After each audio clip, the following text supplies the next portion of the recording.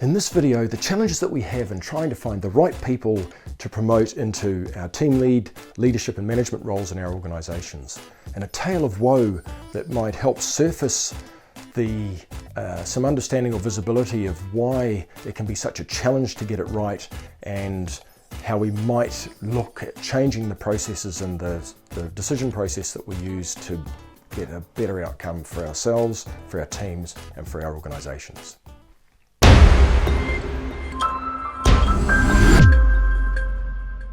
Hi, I'm Campbell Such. This is Mindbite Thursday, your weekly dose of the human edge in technology.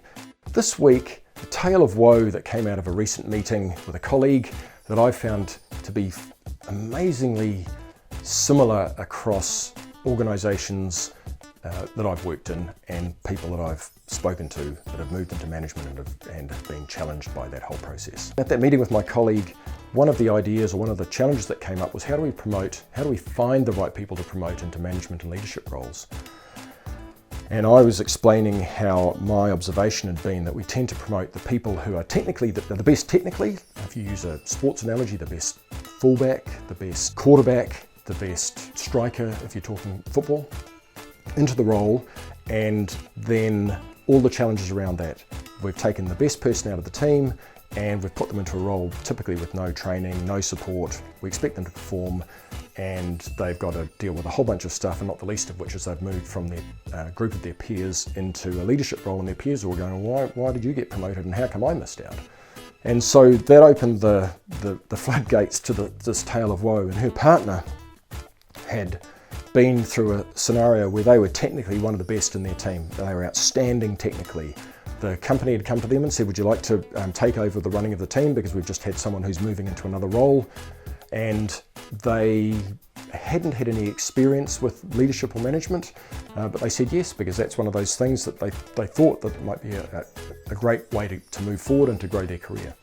One of the things that Daniel Gilbert tells us in his book Stumbling on Happiness is it's very difficult, almost impossible to know how you're going to feel about something until you try it. So he'd never been given any exposure to leadership, moved into the role, found that he had to deal with all of the politics of moving from a leadership role to a leadership role from being in a team, and all of what his peers now that he was leading asking, well, how come you got that role? He found that he hadn't been exposed to it, he hadn't been trained, and he didn't really have those leadership and management skills to be able to manage the team, to be able to get the performance from the team, and the team performance went down. First of all, because he wasn't there, he was the star player. Secondly, because the team was now unsettled and not necessarily happy with where he was. He didn't have the skills to be able to bring them along and motivate them. So the performance went down, his boss was on his case, and he needed to perform. His boss wasn't giving him the support, and that's not untypical either. And he was getting no ongoing training. What happened was he found that he went back to his process of what he used to do as a technical role, and his technical role to be technically really good, which is to do everything yourself. So he took on all of the stuff from the team. That built the pressure over time. He was working longer and longer and longer hours, and in the end it just overwhelmed him, and he longed for the days to get back on the tools. So what happened was, in the end, he left. Now he's happily in a stepped up technical role, but he's happily moved on to that new role. So for the organisation that he left, what was the fallout? First of all, they lost their best technical person. Secondly, the team was unsettled. Thirdly, they had all the costs of then having to decide who and how they were going to replace him.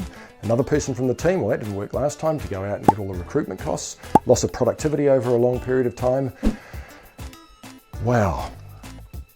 So how do you change this? A couple of suggestions.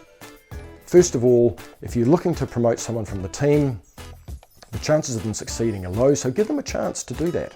Put them into the role for a month or a week, 2 weeks or 2 months or 3 months, and then let them come back, because this guy had no way of getting back to the team, back to where he wanted, without losing face, without losing status, and without losing income. So expose them first, and potential managers, and see how they perform, and perhaps give that to everyone in the team, because you never know, someone in the team who you don't even recognise as a key manager may actually be one of the best managers that you've got. then train them in advance, give them some training, and then when you get them into the role, support them with a mentor, a coach, ideally a coach from outside, because what that helps is it eliminates this possibility that they're going to say something that might count against them internally in the organization, plus it brings some outside objectivity. And so a coach to help the leader grow.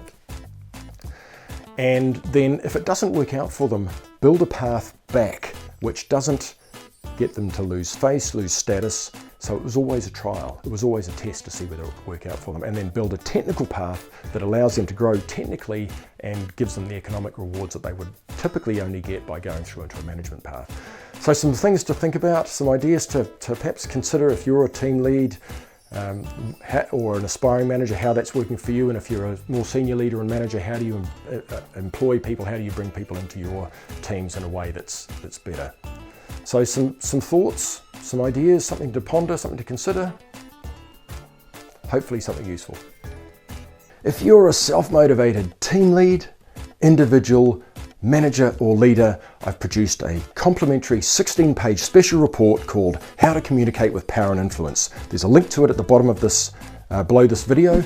Go and grab it, work your way through it. I believe it'll help you massively accelerate and grow your career success, no matter whether you're starting out on your journey or having some real success. And feel free to share it with anyone else you believe could help.